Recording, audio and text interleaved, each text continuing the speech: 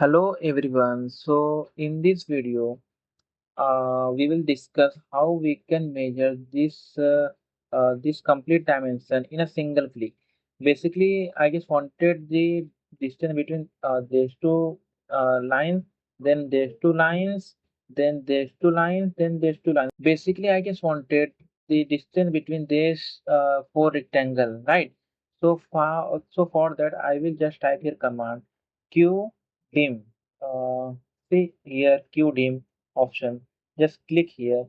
Now it will asking you to select the geometry to dimension. So basically you just need to select here this